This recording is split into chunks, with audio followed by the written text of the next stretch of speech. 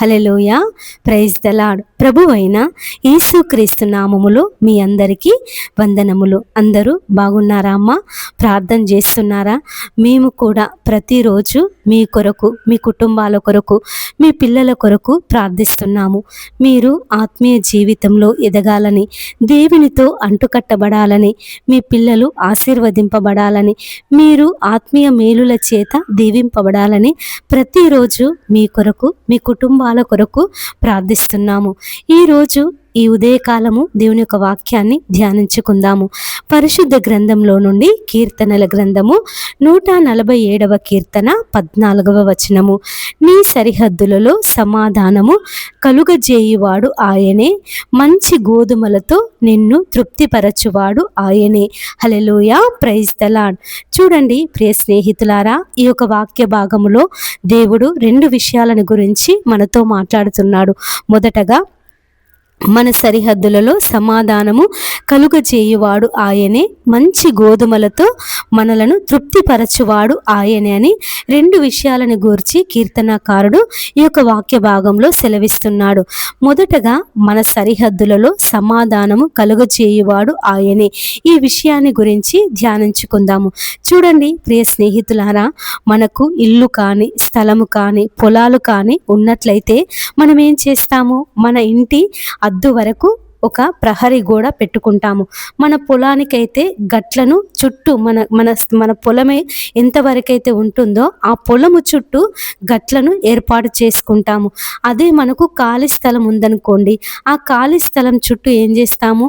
ఒక ప్రహరీ గోడని నిర్మించుకుంటాము. మన స్థలంలోనికి కానీ, మన ఇంటిలోనికి కానీ, మన పొలంలోనికి కానీ ఎవరు రాకుండా, మన యొక్క స్థలాన్ని ఎవరు ఆక్రమించకుండా, మన యొక్క ఇంటికి, మన పొలానికి, మన స్థలానికి రక్షణగా, కాపుదలగా ఆ యొక్క చుట్టూ ప్రహరీ గోడను నిర్మించుకుంటాము. అంటే ఆ యొక్క ప్రహరీ గోడ ఉన్నప్పుడు మనకు ఒకలాంటి ధైర్యం ఉంటుంది.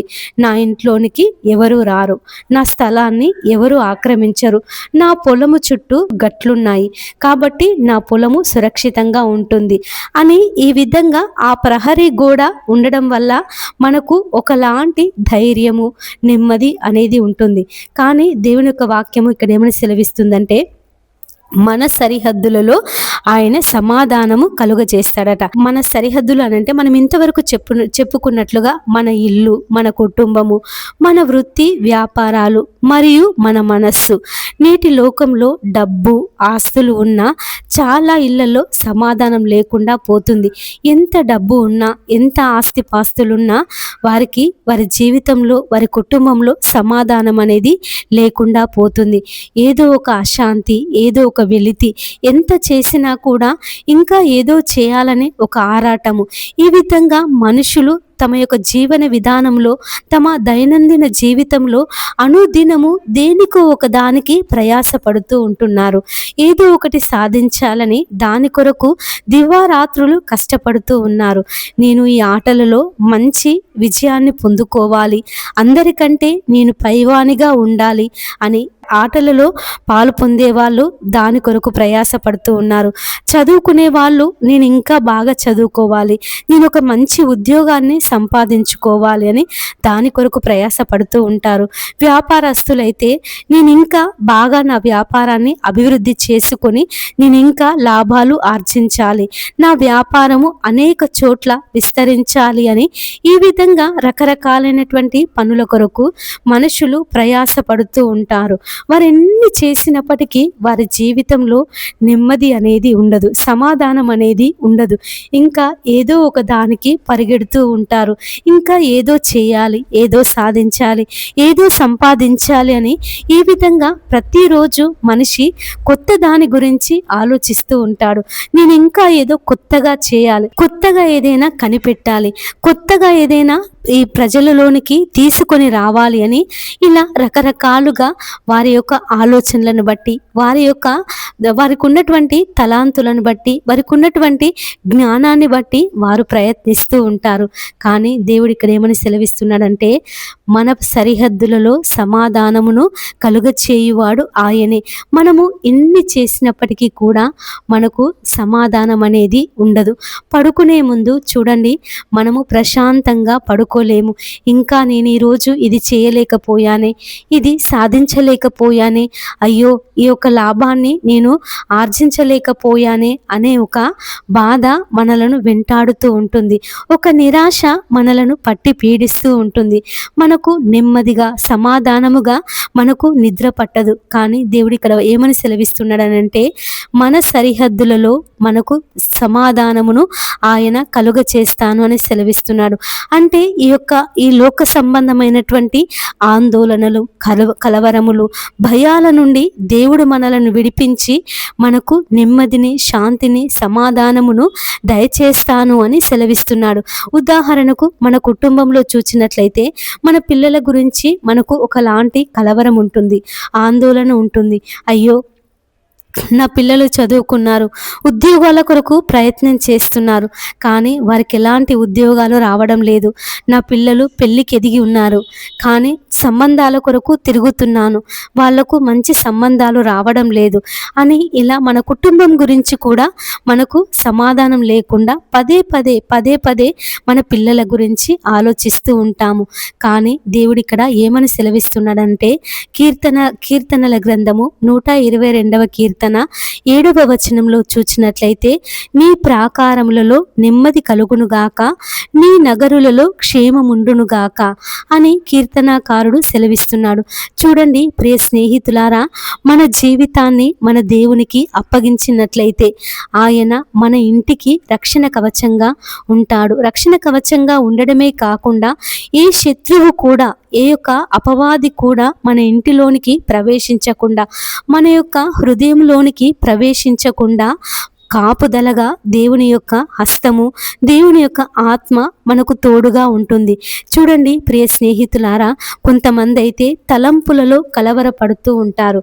అంటే కొన్ని విషయాలలో మనము భౌతికంగా కలవరపడుతూ ఉంటాము, కొన్ని విషయాలలో మనము ఆంతర్యంలో కలవరపడుతూ ఉంటాము. యవనస్తులైతే వాళ్ళు ఇంట్లో తల్లిదండ్రులకు తెలియకుండా ఎవరైనా అబ్బాయిని కానీ అమ్మాయిని కానీ ప్రేమించినప్పుడు, అబ్బాయితో కానీ అమ్మాయితో కానీ మానసికంగా ఒత్తిడికి గురవుతున్నప్పుడు వారు కలవరపడుతూ ఉంటారు. ఆ అమ్మాయి నాకెలాంటి ప్రమాదాన్ని సృష్టిస్తుందో, ఆ అబ్బాయి నాకెలాంటి ఆపద తీసుకుని వస్తాడో, ఒకవేళ మా ప్రేమ విషయము మా ఇంట్లో తెలిస్తే మా తల్లిదండ్రులు ఏమంటారో అని ఈ విధంగా భౌతిక సంబంధమైన విషయాలను గురించే కాకుండా మానసికమైనటువంటి ఒత్తిడులకు కూడా గురి అవుతూ ఉంటాము. కానీ మన అనుదిన జీవితంలో మనము దేవుణ్ణి అంటు పెట్టుకొని జీవించినప్పుడు, దేవుణ్ణి కలిగి మనము జీవించినప్పుడు మన మనస్సుకు, మన తలంపులకు, మన యొక్క సరిహద్దులకు, మన యొక్క ఐశ్వర్యానికి, మన యొక్క ఇంటికి దేవుని యొక్క కాపుదల, దేవుని యొక్క రక్షణ ఎల్లప్పుడూ తోడుగా ఉంటుంది. కాబట్టి ప్రియ స్నేహితులారా, ఎలాంటి కలవరపడకుండా, ఎలాంటి అశాంతికి గురి కాకుండా దేవుని యొక్క వాక్యాన్ని బట్టి దేవుణ్ణి కలిగి మనము జీవించుదాము. రెండవదిగా, మంచి గోధుమలతో ఆయన మనలను తృప్తిపరుస్తాను అని సెలవిస్తున్నాడు.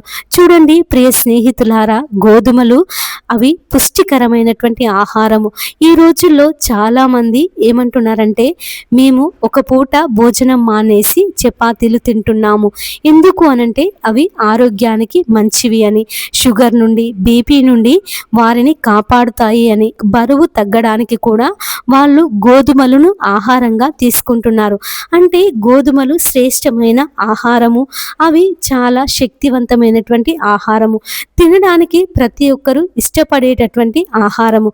దేవుడు ఏమని సెలవిస్తున్నాడంటే, మంచి గోధుమలతో, అంటే గోధుమలలో కూడా రకాలు అనేవి ఉన్నాయి. దేవుడు ఇక్కడ ఏమని సెలవిస్తున్నాడంటే, మంచి గోధుమలతో మనలను తృప్తిపరుస్తాను అని సెలవిస్తున్నాడు. చూడండి ప్రియ స్నేహితులారా, ఈ లోక సంబంధమైనవి ఏవి కూడా మనిషికి శాశ్వతమైన తృప్తిని ఇవ్వలేవు. మనకు ఎన్ని ఉన్నా తృప్తి అనేది ఉండదు. మనము ఏది తిన్నా కూడా ఇంకా ఏదో తిని రుచి చూడాలి అని ఆశపడుతూ ఉంటాము. మనము ఉదయము బిర్యానీ వేసుకొని తిన్నామనుకోండి, రాత్రికి అదే బిర్యానీ తినాలి అని అనుకోము. ఇంకేదైనా కొత్తగా రుచి చూడాలి అని అనుకుంటాము. ఈ విధంగా మనము ఏది తిన్నా, మనము ఏం చేసినా మన జీవితంలో తృప్తి అనేది ఉండదు. ఉదాహరణకు మనము పరిశుద్ధ గ్రంథంలో చూసినట్లయితే దావీదు మహారాజు ఈ విధంగా సెలవిస్తున్నాడు, మేలుతో నీ హృదయమును తృప్తిపరచుచున్నాడు. అంతేకాకుండా ఆత్మీయంగా చూస్తే ఆ జీవాహారము యేసుక్రీస్తే. చూడండి, మనం ఇక్కడ దేవుడు మంచి గోధుమలతో మనలను తృప్తిపరుస్తాను అని సెలవిస్తున్నాడు. కానీ దేవుని యొక్క వాక్యము ఏమని సెలవిస్తుందంటే, యోహాను సువార్త 6వ అధ్యాయము 35వ వచనంలో, జీవాహారము నేనే, నా యొద్దకు వచ్చువాడు ఏ మాత్రమును ఆకలి గొనడు. హల్లెలూయా, ప్రైజ్ ద లార్డ్. చూడండి ప్రియ స్నేహితులారా, దేవుడు జీవాహారము నేనే, నా యొద్దకు వచ్చువాడు ఏ మాత్రమును ఆకలి గొనడు. అంటే మనము దేవుణ్ణి కలిగి జీవించినప్పుడు, ఆయన వాక్యాన్ని మనము అనుదినము ధ్యానించినప్పుడు మనము ఆకలి గుణము అంటే ఈ లోక సంబంధమైనటువంటి ఆశల వైపు, ఈ లోక సంబంధమైనటువంటి నేత్రాశ, జీవపు డంబము, శరీరాశ వంటి ఆ యొక్క లోక సంబంధమైనటువంటి కోరికల వైపు మనము లోను కాకుండా, పరిగెత్తకుండా దేవుని పాదాల దగ్గర కూర్చొని ప్రార్థించినప్పుడు ఆయనే మనకు జీవాహారము, ఆయన వాక్యమే మనకు జీవాహారము అని దేవుడు సెలవిస్తున్నాడు. కాబట్టి ప్రియ స్నేహితులారా, ఈరోజు దేవుడు మనతో అద్భుతముగా మాట్లాడుతున్నాడు. ఎంత గొప్ప మాటల ద్వారా దేవుడు మనలను బలపరుస్తున్నాడు. చూడండి, మన సరిహద్దులలో సమాధానము కలుగజేస్తాను అని సెలవిస్తున్నాడు. మంచి గోధుమలతో మనలను తృప్తిపరుస్తాను అని సెలవిస్తున్నాడు. కానీ మనము కూడా దేవుని యొక్క వాక్యము చూడండి, యేసు ప్రభు వారు సమరయ స్త్రీ యొద్దకు వెళ్ళి ఆమె ఆ నీళ్లు చేదుకోవడానికి మధ్యాహ్నము 12 గంటలకు ఆ సూకారను బావి యొద్దకు ఆమె ప్రతిరోజు అలవాటుగా వచ్చేది. మరి ఆ మధ్యాహ్న సమయంలోనే ఆ స్త్రీ ఎందుకు ఆ యొక్క బావి దగ్గరికి వచ్చేది అనంటే, చూడండి, తన జీవితం గురించి తన చుట్టుపక్కల వాళ్ళందరికీ తెలుసు. తను ఎలాంటి జీవితం జీవిస్తుంది, తన ఎలాంటి ప్రవర్తన కలిగి ఉన్నదో ఆ చుట్టుపక్కల స్త్రీలందరికీ తెలుసు. కాబట్టి ఒకవేళ ఆమె ఉదయమే వెళ్ళి ఆ బావి దగ్గరికి నీళ్లు చేదుకోవడానికి వెళ్తే ఆ స్త్రీలందరూ ఏం చేస్తారు? ఆమెను ఎగతాళి చేస్తారు. పలానా ఆమె ఇలాంటి జీవితం కలిగి జీవిస్తుంది, ఇంతమందితో ఆమె కాపురం చేస్తుంది, ఇంతమందితో ఆమెకి చెడు అలవాటు ఉంది అని ఆ స్త్రీలందరూ సనుగుతారు, ఆమెను చూసి ఎగతాళి చేస్తారు, హేళనగా మాట్లాడతారు. కాబట్టి ఆ స్త్రీ ఆ యొక్క మధ్యాహ్న సమయంలో ఎవరు ఉండరు, ఆమెను ఇబ్బంది పెట్టేవాళ్ళు కానీ, మాటలు అనేవాళ్ళు కానీ ఎవరు ఉండరు. ఆ సమయానికి ఆ సమరయ స్త్రీ ఆ బావి యొద్దకు వెళ్ళి నీళ్లు చేదుకోవడానికి వెళ్ళినప్పుడు యేసు ప్రభు వారు ఆ స్త్రీతో మాట్లాడడానికి, ఆ స్త్రీ యొక్క జీవితాన్ని మార్చడానికి, తన యొక్క పాపాన్ని ఒప్పింప చేయడానికి ఆ స్త్రీ యొద్దకు ఆ మధ్యాహ్నము 12 గంటలకు యేసు ప్రభు వారు ఆ సూకారను బావి యొద్దకు వెళ్ళి ఆ స్త్రీతో మాట్లాడతాడు. అప్పుడు ఆ సందర్భంలో దేవుడు ఏమంటాడంటే, నేనిచ్చు నీళ్లు తాగువాడు ఎప్పుడునూ దప్పిగొనడు అంటాడు. ఏమంటాడు? నేనిచ్చు నీళ్లు తాగువాడు ఎప్పుడునూ దప్పిగొననగానే ఆ స్త్రీకి ఒక ఆశ కలుగుతుంది. అమ్మయ్య, నేను ప్రతిరోజు ఇంత దూరము నీళ్లు చేదుకోవడానికి ఈ యొక్క స్థలానికి రాకుండా, ఇంత కష్టము నాకు ఉండకుండా ఇతను నాకు సహాయం చేస్తే ఇక నా సమస్య, నాకు ఎలాంటి బాధ లేకుండా పోతుంది అని ఆ స్త్రీ ఆశపడుతుంది. అప్పుడు అయ్యా, ఆ నీళ్లు నాకు ఇయ్యవా అని అడుగుతుంది. అప్పుడు యేసు ప్రభు వారు ఏమంటారంటే, అమ్మా, నీ పెనిమిటిని తీసుకొని రా అని అడుగుతాడు. ఆ స్త్రీ వెంటనే ఏమాత్రము కూడా భయపడకుండా, ఏమాత్రము కూడా తన యొక్క తప్పును దాచిపెట్టుకోకుండా, తన యొక్క పరిస్థితిని ఇతనికి తెలియచేస్తే నన్ను చులకనగా చూస్తాడేమో, నా జీవితాన్ని ఎగతాళి చేస్తాడేమో అని ఆలోచించకుండా ఆ స్త్రీ వెంటనే, అయ్యా, నాకు పెనిమిటి లేడు అని నిజాయితీగా ఒప్పుకుంటుంది. వెంటనే యేసు ప్రభు వారు ఏమంటాడు? అమ్మా, నీకు పెనిమిటి లేడు, సత్యమే చెప్పావు, కానీ నీకు 5 పెనిమిట్లున్నారు అని దేవుడు చెప్తాడు. వెంటనే ఆ స్త్రీ గొడవ చేస్తుందా యేసు ప్రభు వారితో? ఏమయ్యా, నువ్వు మా ఊరికి వచ్చి నా జీవితం గురించే మాట్లాడుతున్నావా? నేను ఎలాంటి దాన్నో తెలుసా? నేను చాలా మంచిదాన్ని, నాకు 5 పెనిమిట్లు ఉన్నారంటావా? నేను నిజమే చెప్పాను కదా నాకు భర్త లేడని, నువ్వు నాకు 5 భర్తలు ఉన్నారని అంటావా అని యేసు ప్రభు వారి మీద ఆ స్త్రీ సనగలేదు. యేసు ప్రభు వారితో గొడవ పెట్టుకోలేదు. యేసు ప్రభు వారి మీద నిందలు వేయలేదు. యేసు ప్రభు వారి మీద సనగలేదు. అయ్యా, నిజమే చెప్పావు, నా జీవితాన్ని నువ్వు, నా జీవితంలో ఉన్నటువంటి తప్పును, నా జీవితంలో ఉన్నటువంటి పాపాన్ని నీవు ఒప్పింపజేశావయ్యా, ఎంత గొప్ప దేవుడవయ్యా అని ఆ దేవునికి కృతజ్ఞతాస్తుతులు చెల్లించడం ప్రారంభించింది. వెంటనే ఆ స్త్రీ పరిగెత్తుకొని ఎక్కడికి వెళ్ళింది? తన ఊరిలోనికి వెళ్ళింది. అంటే మనము ఇన్ని రోజుల నుండి ఎవరి కోసమైతే ఎదురు చూస్తున్నామో, ఎలాంటి వ్యక్తి కొరకైతే ఎదురు చూస్తున్నామో ఆ వ్యక్తి ఈరోజు నాతో మాట్లాడాడు. నాతో మాట్లాడడమే కాకుండా నా యొక్క జీవితాన్ని గురించి ఆయన చెప్పి ఉన్నాడు. నేను చేస్తున్నటువంటి తప్పును గురించి ఆయన నన్ను ఒప్పింప చేశాడు అని ఆ స్త్రీ సాక్ష్యం చెప్పింది. హల్లెలూయా, ప్రైజ్ ద లార్డ్. చూడండి ప్రియ స్నేహితులారా, ఈరోజు దేవుడు ఏమని సెలవిస్తున్నాడంటే, జీవాహారము నేనే, నా యొద్దకు వచ్చేవాడు ఏ మాత్రమును ఆకలి గొనడు అని సెలవిస్తున్నాడు.